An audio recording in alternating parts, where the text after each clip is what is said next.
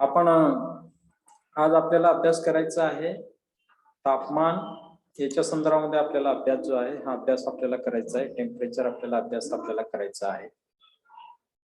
मागे आपण सौर ऊर्जा अभ्यास केलेला आहे आणि हे सौर ऊर्जा आपण अभ्यास करत असताना आपण त्याच्यामध्ये सौर ऊर्जेचं जे वितरण जे आहे हे सौर ऊर्जेचं वितरण कशा प्रकारचं आहे, त्याचबरोबर सौर ऊर्जा ही भूपृष्ठावर येत असताना किंवा वातावरणामध्ये येत असताना कशा कशा प्रकारचं त्याचं वितरण जे आहे हे वितरण आपण अभ्यास केलेला आहे। Heat budget of the earth आपण अभ्यास केलेला आहे। किती टेम्परेचर येते, किती तापमान येत आहे, त्याच्या संदर्भामध्ये उष्णता किती येते त्याच्या संदर्भामध्ये आपण अभ्यास जो आहे हा अभ्यास आपण केलेला आहे। आज आपल्याला तापमानाच्या संदर्भामध्ये आपल्याला अभ्यास करायचा आहे। मागे आपण अभ्यास केलं होतं की तापमान सौर ऊर्जा म्हणजे काय, की सूर्यापासून निघणारी जी ऊर्जा जी आहे, सूर्यकिरण जे आहे त्या सूर्यकिरणांबरोबर जी येणारी ऊर्जा जी आहे त्या ऊर्जेला आपण काय म्हणतोय, सौर ऊर्जा असं आपण म्हणतोय। ही सूर्यापासून निघते म्हणून सौर म्हणजे काय, सूर्य आपण म्हणतोय। ही सूर्यापासून येतात म्हणून त्याला आपण काय म्हणतोय, सौर ऊर्जा असं आपण म्हणतोय।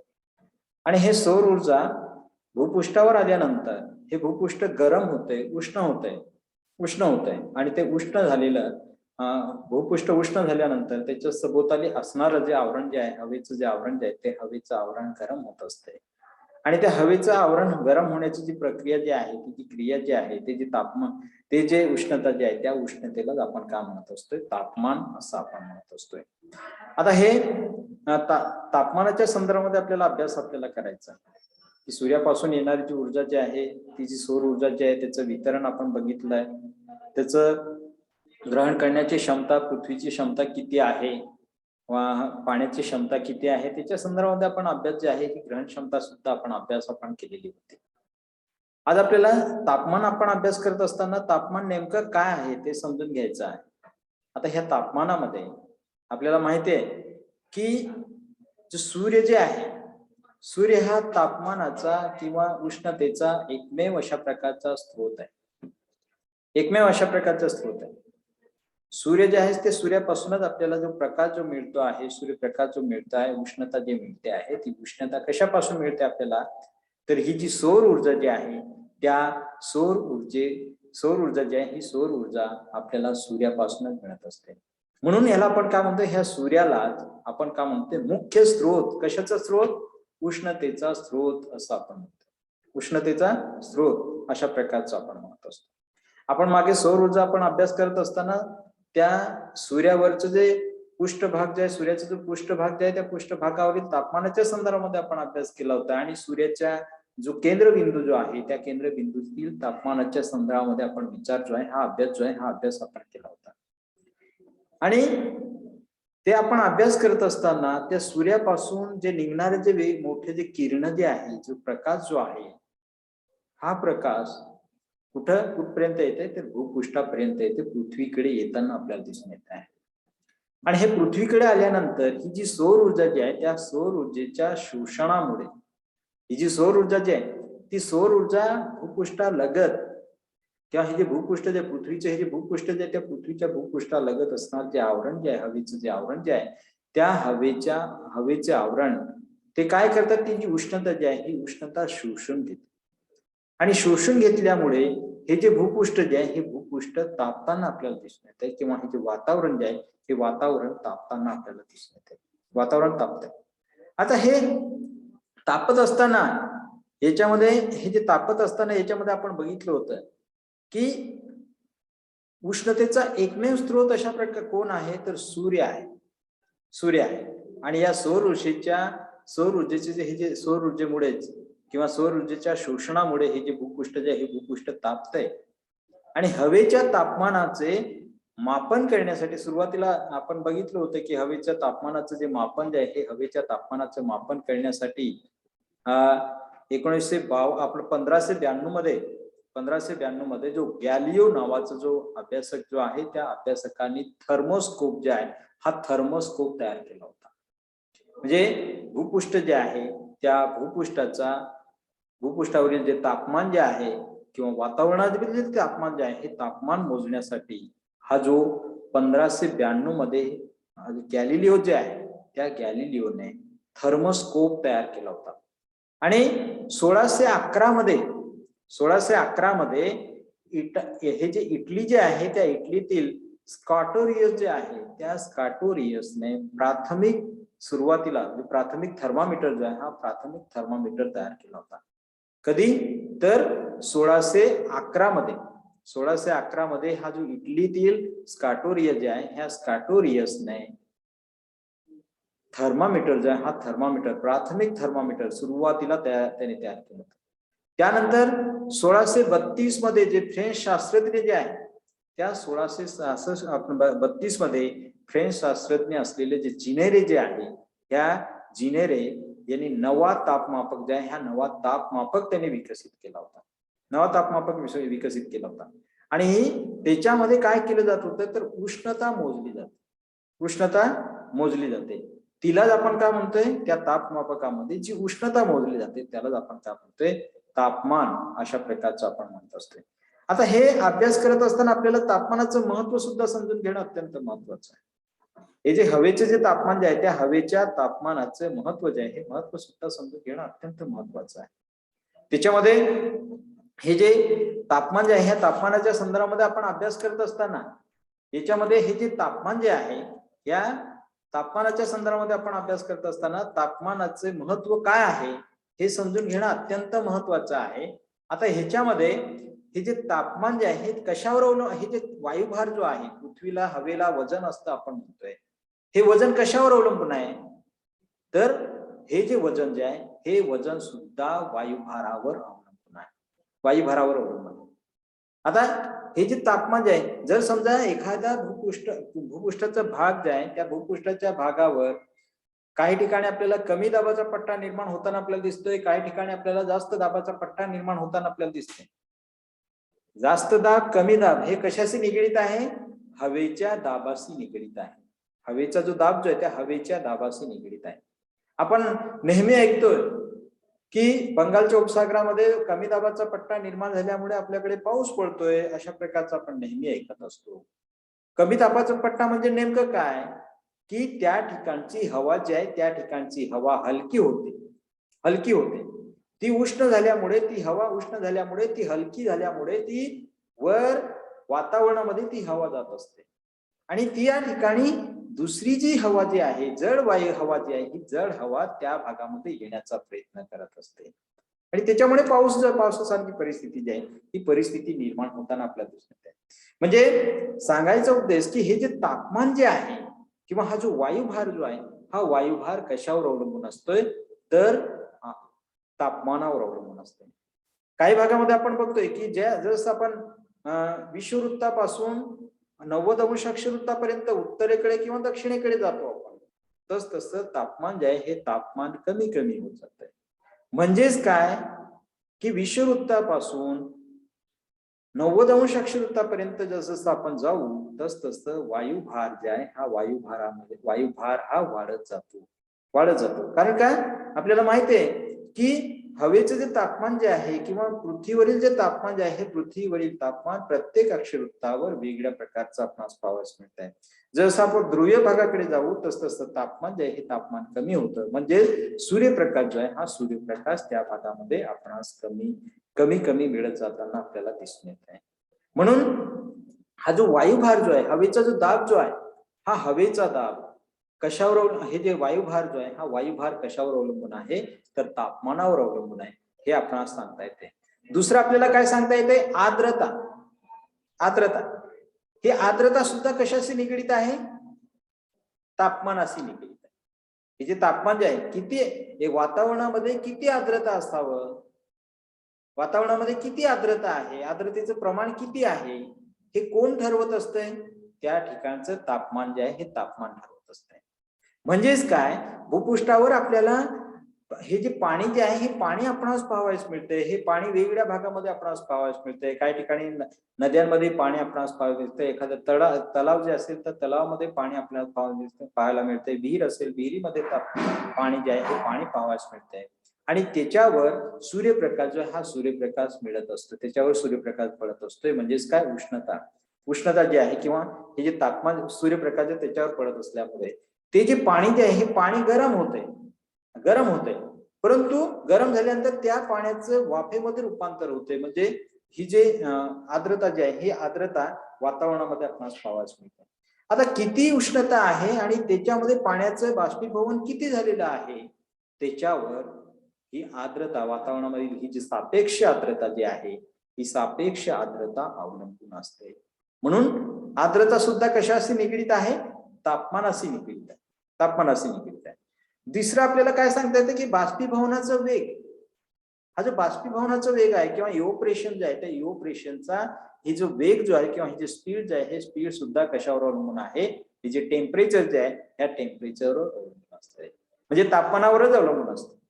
म्हणजे बाष्पीभवन किती व्हावं? जर समजा आपण पाहतो की तापमान जे आहे हे तापमान जर कमी असेल किंवा उष्णता जर कमी असेल तर बाष्पीभवनाचा वेग हा सुद्धा कमी होते. कारण काय? सूर्यकिरण जे आहे सूर्यकिरण किंवा त्याच्यापासून मिळणारी जी ऊर्जा जी आहे ही ऊर्जा जर कमी मिळत असेल तर बाष्पीभवनाचा वेग सुद्धा कमी असतो. आणि जर समजा उष्णता जास्त मिळत असेल तर बाष्पीभवनाचा वेग हा जास्त असतो. बाष्पीभवनाचा वेग हा जास्त असतो. आपण बघतोय की हिवाळ्यामध्ये तेवढं बाष्पीभवन होत नाही, मात्र उन्हाळ्यामध्ये जे हवामान जे आहे त्या ठिकाणी उष्णता जास्त असते आणि उष्णता जास्त असल्यामुळे उन्हाळ्याच्या परिस्थिती उन्हाळ्यामध्ये हा जो ऋतू आहे ह्या उन्हाळ्या ऋतूमध्ये तापमान हे जास्त असते. तापमान जास्त असते आणि तापमान जास्त असल्यामुळे बाष्पीभवनाचा वेग जो आहे हा बाष्पीभवनाचा वेग सुद्धा जास्त असतो. त्यानंतर चौथा आपल्याला सांगता येतं की हवेचं महत्व सांगत असताना त्या हवेमधील जे सांद्रीभवन आणि वृष्टी म्हणजे पर्जन्यवृष्टी असेल किंवा गारांची वृष्टी असेल किंवा दव असतील किंवा तुषार असतील, हे जे सगळ्या गोष्टी सांद्रीभवन व वृष्टी ह्या ज्या गोष्टी जे होतात ह्या गोष्टी कशाशी निगडीत आहे? तापमानाशी निगडीत आहे. आपल्याला माहिती आहे की भूपृष्ठ गरम झाल्यानंतर त्या भूपृष्ठावरील पाण्याचं बाष्पीभवन होतंय. पाण्याचं बाष्पीभवन होत झाल्यानंतर ते विशिष्ट उंचीवर गेल्यानंतर त्या बाष्पाचं परत ढगांमध्ये रूपांतर होतंय आणि हे ढगांमध्ये रूपांतर झाल्यानंतर परत त्याचं काय निर्माण होतंय? सांद्रीभवन ही जी क्रिया जी आहे ही सांद्रीभवन क्रिया निर्माण होते आणि त्याच्यामधून ही जी वृष्टी जी आहे ही वृष्टी तयार होत असते. आता ही वृष्टी होत असताना त्या ठिकाणी त्या ढगांमध्ये त्या परिस्थितीमध्ये तापमान किती आहे त्याच्यावर अवलंबून असते की गारांची वृष्टी व्हायची आहे की पावसाची वृष्टी व्हायची, पर्जन्यवृष्टी व्हायची आहे की हिमवृष्टी व्हायची आहे, हे कोण ठरवत असतंय? की त्या भागामध्ये त्याशी निगडीत असलेले हे जे तापमान जे आहे हे तापमान ठरवत असतंय. म्हणजे या ज्या क्रिया ज्या आहे सांद्रीभवनाची ही जी क्रिया असेल किंवा वृष्टीची ही जी क्रिया असतील ह्या कशाशी निगडीत आहे? तर तापमानाशी निगडीत आहे. हे आपल्याला हे सांगता येते. आता ह्याच्यामध्ये हे जे वातावरण जे आहे वातावरणाचे तापणे आणि थंड होणे ही एक महत्वाची प्रोसिजर आहे. हे जे वातावरणाचे जे तापणे आणि थंड होणे किंवा heating and cooling of the atmosphere म्हणजे हे जे वातावरण जे आहे त्या वातावरण हे थंड होत असते, उष्ण होत असते. ही जी प्रक्रिया जी आहे ही प्रक्रिया होतच असते. म्हणजेच आपल्याला माहिती आहे की हे जे वातावरण जे आहे त्या वातावरणातील जी सौरशक्ती जी आहे म्हणजे सूर्यापासून येणारी ऊर्जा जी आहे त्या ऊर्जेला आपण काय म्हणतोय? सौरशक्ती किंवा सोलर एनर्जी आपण म्हणतोय. ही सोलर एनर्जी ही जी जमीन जी आहे पृथ्वीची ही जी जमीन जी आहे किंवा पृथ्वीवरचं जे भूपृष्ठ जे आहे हे भूपृष्ठ काय करत असतंय? ती जी सौरशक्ती जी आहे ती सौरशक्ती काय करते? ग्रहण करते व या सौरशक्तीचे रूपांतर नंतर कशामध्ये होतंय? उष्णतेत होतंय. भूपृष्ठ गरम झाल्यानंतर भूपृष्ठालगतची हवा गरम होते. भूपृष्ठालगतची हवा गरम झाल्यानंतर त्याच्या लगतची हवा गरम होते. म्हणजे सभोवतालची हवा जे एक एक हे थर जे आहे गरम होत असतात आणि ह्या सौरशक्तीचं रूपांतर कशामध्ये होत असते?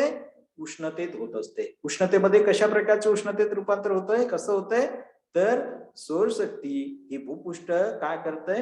भूपृष्ठ शोषण करते. ही जी सौरशक्ती भूपृष्ठ शोषण करते, जमीन शोषण करते आणि ही जमीन गरम झाल्यानंतर परत त्याचं आपण ही जी उष्णता जी आहे ही उष्णता परत सभोवताली असणारं वातावरण जे आहे हवेचे लेयर जे आहे हवेचे थर जे आहे किंवा त्या हवेच्या थरामध्ये हे जे थर जे आहे म्हणजे तपांबर जो हा जो थर जो आहे ह्या तपांबर थर हा गरम होत असतो, एक एक एक थोडं थोडं थोडं थोडं गरम होत आहे. आणि अशाच प्रकारचं हे जे गरम होणे, हे जे वातावरण जे आहे, वातावरण गरम होणे, या क्रियेला आपण काय म्हणतोय, उष्णता आपण म्हणतोय, उष्णतेत रूपांतर होते. आणि या उष्णतेलाच आपण काय म्हणतोय, भौमिक ऊर्जा असं आपण म्हणतोय, किंवा टेरेस्टेरियल एनर्जी असं आपण म्हणत असतोय. म्हणजे भूपृष्ठ उष्ण झाल्यानंतर भूपृष्ठालगतची हवा गरम होते आणि त्या ऊर्जेचं रूपांतर, सौर ऊर्जेचं रूपांतर कशामध्ये होत असते, गरम होणे, भूपृष्ठ गरम होणे. म्हणजे भूपृष्ठ ही जी सौरशक्ती ही ग्रहण करते आणि परत ग्रहण केल्यानंतर ती अति झाली की ते वातावरण जे आहे हे वातावरण गरम व्हायला लागते. म्हणजे त्या सौरशक्तीचं रूपांतर कशामध्ये होतंय, ऊर्जेमध्ये होतं. म्हणजे भूपृष्ठ गरम, वातावरण गरम होतंय, म्हणजे त्या ऊर्जेचं रूपांतर कशामध्ये होतंय, उष्णतेमध्ये होतंय. म्हणून त्यालाच आपण काय म्हणतोय, भौमिक ऊर्जा किंवा टेरेस्टेरियल एनर्जी असं आपण म्हणत असतो. त्याचबरोबर हे जे भौमिक ऊर्जेमुळे वातावरण जे आहे हे वातावरण 3 प्रकारे तापतं. भौमिक ऊर्जा जी आहे त्या भौमिक ऊर्जेमुळे वातावरण किती प्रकारे तापते, 3 प्रकारे तापताना आपल्याला दिसून येते, आढळून येते. आता हे 3 प्रकार कोणकोणते आहे हे समजून घेणं अत्यंत महत्वाचं आहे. म्हणजे ही जी भौमिक ऊर्जा जी आहे, ही भौमिक ऊर्जा म्हणजे काय, वातावरण काय होतंय, वातावरणातील सौरशक्ती जी आहे ही काय करते, जमीन ग्रहण करते व या सौरशक्तीचं रूपांतर कशामध्ये होते, उष्णतेत रूपांतर होते. यालाच आपण काय म्हणतोय, भौमिक ऊर्जा किंवा टेरिस्टेरियल एनर्जी अशा प्रकारचं आपण म्हणतोय. म्हणजे सूर्यापासून येणाऱ्या लघु लहरीच्या स्वरूपातील सौरशक्तीमुळे वातावरण तापत नाही, तर ते भूपृष्ठाकडून उत्सर्जित केलेल्या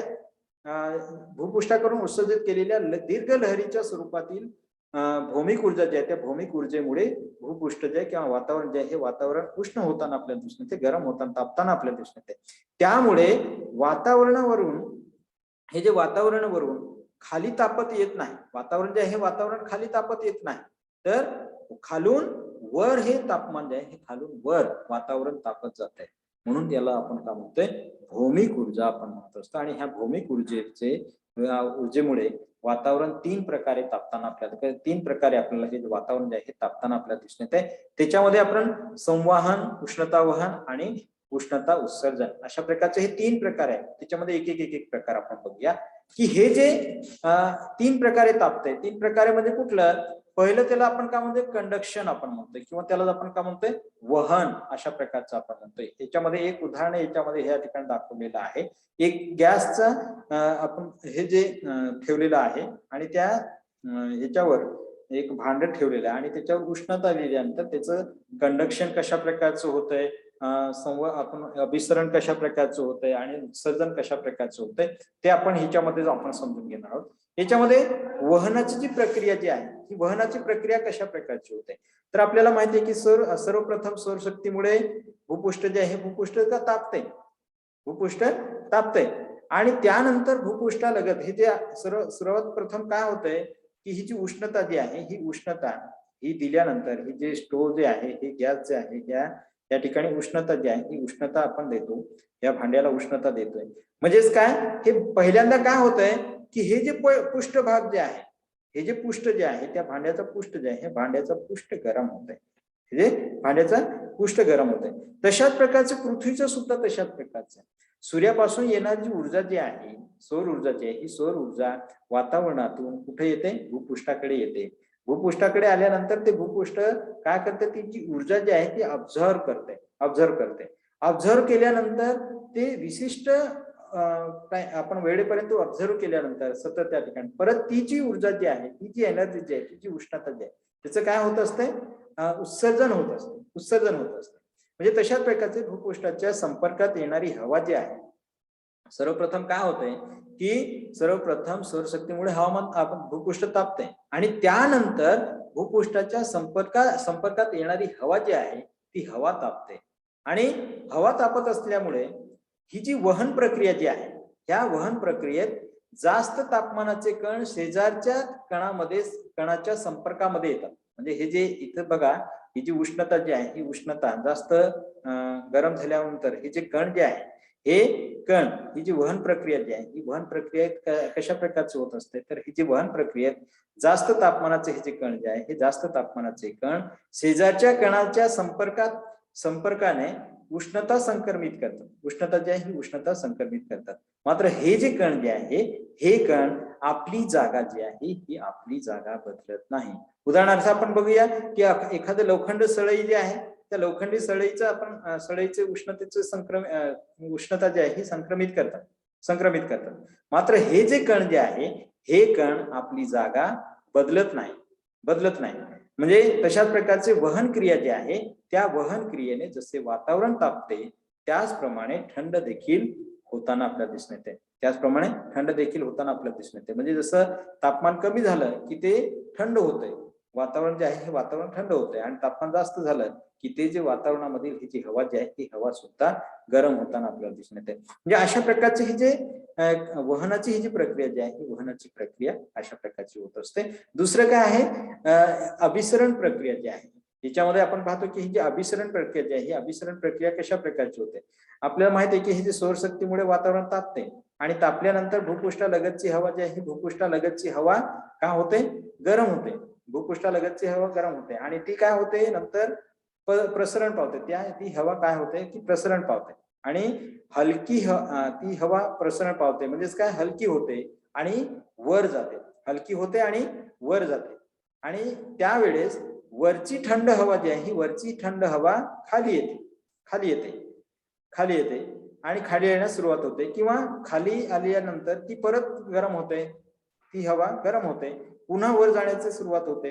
म्हणजे या प्रकारे हवेत अभिसरण प्रक्रिया जी ही अभिसरण प्रक्रिया सुरुवात होते. अभिसरण प्रक्रिया जी ही अभिसरण प्रक्रिया निर्माण होताना आपल्याला दिसून येते. म्हणजे थंड व उष्ण हवा वर खाली जाण्याची जी क्रिया जी आहे त्या क्रियेलाच आपण काय म्हणतोय, अभिसरण किंवा संवाहन अशा प्रकारचं आपण म्हणतोय. अभिसरण किंवा संवाहन अशा प्रकारचं आपण म्हणतो असतोय. याच्यामध्ये पुढचं आपल्याला सांगता येते ते म्हणजे कुठलं, उत्सर्जन हे सुद्धा आपल्याला सांगता येते. आता उत्सर्जन किंवा रेडिएशन आपण म्हणतोय. आता भूपृष्ठ जे आहे त्या भूपृष्ठाने उत्सर्जित केलेली उष्णता जी आहे, भूपृष्ठाने उत्सर्जित केलेली उष्णता जी आहे ती उत्सर्जित केलेली उष्णता वातावरणाला मिळते. हे जे वातावरण जे आहे त्या वातावरणाला मिळताना आपल्याला दिसून येते. आणि भूपृष्ठाला उष्णता जी आहे ही भूपृष्ठाला उष्णता लघु लहरीद्वारे प्राप्त होते. भूपृष्ठाला उष्णता जी आहे कशी मिळते, लघु लहरीच्या स्वरूपामध्ये उष्णता प्राप्त होते आणि दीर्घ लहरीच्या स्वरूपामध्ये वातावरण जे आहे हे वातावरण काय होते, गरम होताना आपल्याला दिसून येते. परंतु लघु लहरीच्या द्वारे उष्णता जी आहे ही भूपृष्ठाला प्राप्त होताना आपल्याला दिसून येते. परंतु पृथ्वीचे उष्णतेचे उत्सर्जन हे कसे होत आहे, दीर्घ लहरी जी आहे त्या दीर्घ लहरीद्वारे करताना आपल्याला दिसून येते. म्हणजे भूपृष्ठाने उत्सर्जित केलेल्या उष्णतेचा जवळपास 90% भाग जो आहे हा 90% भाग वातावरण ग्रहण करते आणि सर्वाधिक उष्णता किंवा सर्वाधिक बाष्प जे आहे सर्वाधिक उष्णता किंवा बाष्प ही शोषण करताना आपल्याला दिसून येते. म्हणजेच आपल्याला माहित आहे की दिवसाच्या वेगवेगळ्या वेळी उत्सर्जनाचे जे प्रमाण जे आहे उत्सर्जनाचे प्रमाण सुद्धा कमी जास्त असते. म्हणजे दुपारपर्यंत सौर ऊर्जा जे आहे दुपारपर्यंत सौरशक्तीचं जे प्रमाण जे आहे उत्सर्जित उष्णतेपेक्षा हे जास्त असते. म्हणजे दुपारी 2 ते 4 पर्यंत तापमान वाढते, नंतर ते कमी होते.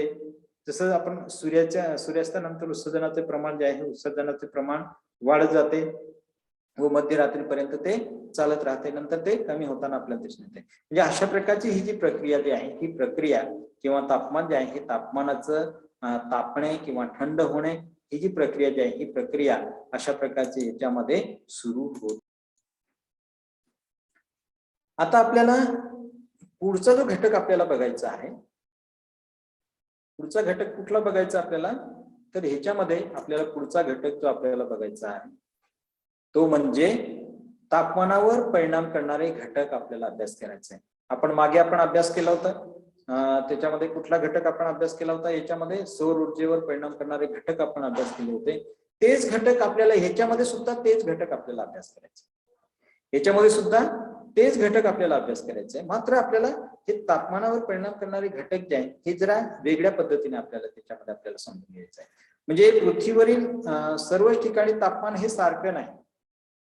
पृथ्वीचा जर आपण विचार करतो प्रत्येक ठिकाणी तापमान जे आहे प्रत्येक ठिकाणी तापमान हे सारखं नाही, कारण हवामानावर वेगवेगळे घटक जे आहे हे वेगवेगळे घटक परिणाम करताना आपल्याला दिसून येत आहे. हे तापमान प्रत्येक ठिकाणी का सारखं नाही, तर याचा अभ्यास करत असताना आपल्याला हे सांगता येत आहे की हे जे परिणाम करणारे घटक नेमके कोणकोणते आहेत हे समजून घेत असताना आपल्याला सुरुवातीला आपल्याला समजून घ्यायचं ते म्हणजे कुठले अक्षांश हे समजून घ्यायचं आहे.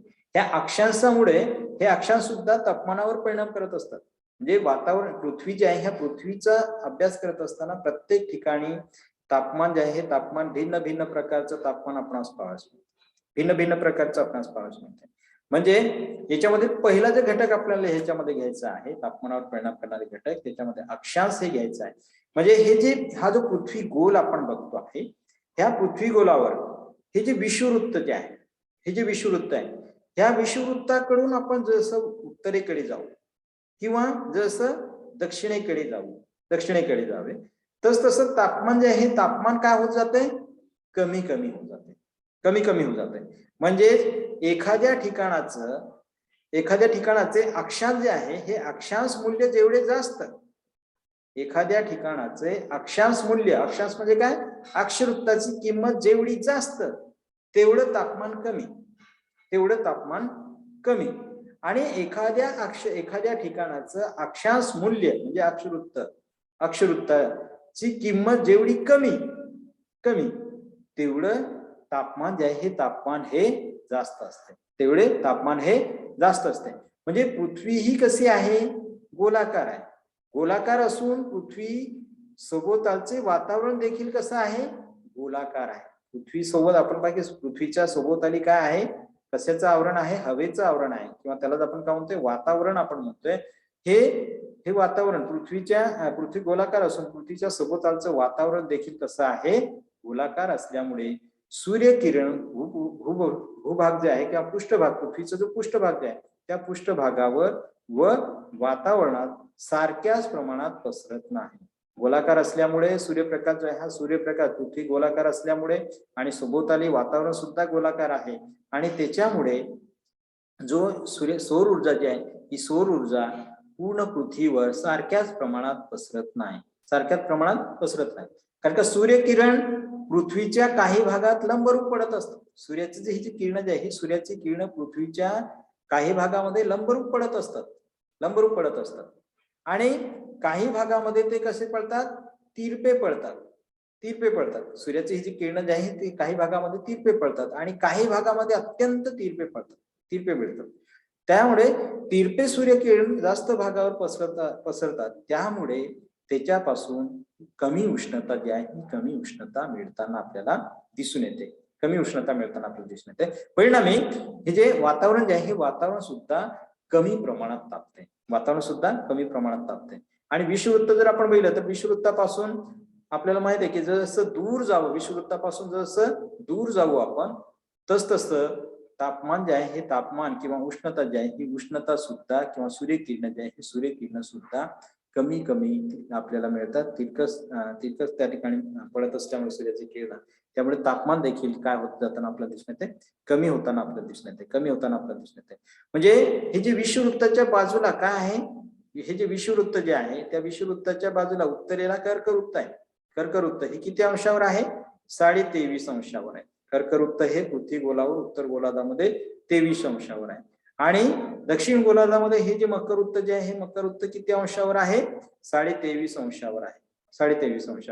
म्हणजे कर्कवृत्त ते मकरवृत्त हा जो पट्टा जो आहे या ठिकाणी वर्षभर सूर्याची किरण जी आहे वर्षभर सूर्याची किरण विषुववृत्तावर लंबरूप पडतात आणि त्याच्या आजूबाजूचा जो भाग जो आहे कर्कवृत्त आणि मकरवृत्ताचा भाग जो आहे काही वेळेस आपल्याला कशा प्रकारचं मिळतात, सूर्याची किरण हे तिरकस मिळताना आपल्याला तिरपे सूर्याची किरण हे मिळताना आपल्याला दिसून येत आहे.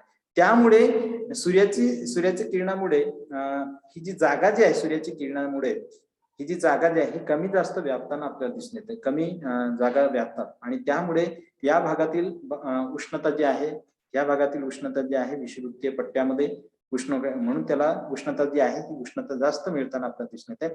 म्हणून याला आपण कुठला कटिबंध आपण म्हणतोय, उष्ण कटिबंध म्हणून ओळखला जाते. दुसरा कुठला आहे, दुसरा समशीतोष्ण कटिबंध आहे. समशीतोष्ण कटिबंध उत्तर गोलार्धामध्ये आणि दक्षिण गोलार्धामध्ये हे जे समशीतोष्ण कटिबंध जे आहे, समशीतोष्ण कटिबंध उत्तर गोलार्ध आणि दक्षिण गोलार्धामध्ये आपणास पाहावयास मिळते. याचा अक्षवृत्तीय विस्तार जर आपण उत्तर गोलार्धामध्ये आणि दक्षिण गोलार्धामध्ये जर आपण बघितला तर किती आपणास पाहावयास मिळते, 23.5 अंश ते 66.5 अंश. हे जे दक्षिण अक्षवृत्ताच्या दरम्यान आपल्याला हे जे हे आपणास पाहावयास मिळते 23.5 ते 23.5 अंश ते 66.5 अंश अक्षवृत्ताच्या दरम्यानचा जो पट्टा जो आहे त्या पट्ट्याला आपण काय म्हणत असतोय, समशीतोष्ण कटिबंध आपण म्हणतोय. म्हणजेच काय, अक्षवृत्ताच्या दरम्यान हे जे 23.5 अंश ते 66.5 अंश उत्तर गोलार्ध आणि दक्षिण गोलार्धामध्ये हे जे अक्षवृत्त जे आपण पाहावयास मिळतात त्या पट्ट्याला आपण काय म्हणतोय, समशीतोष्ण कटिबंध असं आपण म्हणतोय. या पट्ट्यात सूर्यकिरण तिरपे पडतात आणि जास्त भाग ते व्यापतात किंवा जास्त भागामध्ये हे सूर्याची किरण ही पसरतात आणि त्यामुळे तापमान जे आहे हे तापमान या भागामध्ये कमी आपणास पाहावयास मिळते. हा भाग समशीतोष्ण कटिबंध म्हणून ओळखला जातोय. आणि त्यानंतर उत्तर गोलार्ध आणि दक्षिण गोलार्धाचा जर आपण अभ्यास जर आपण केला तर आहे कशी आहे, खालून वरच्या दिशेस आहे, खालून वरच्या दिशेने घडत असते. त्यामुळे तापमान कमी होण्याचा जो दर जो आहे हा तापमान कमी होण्याचा दर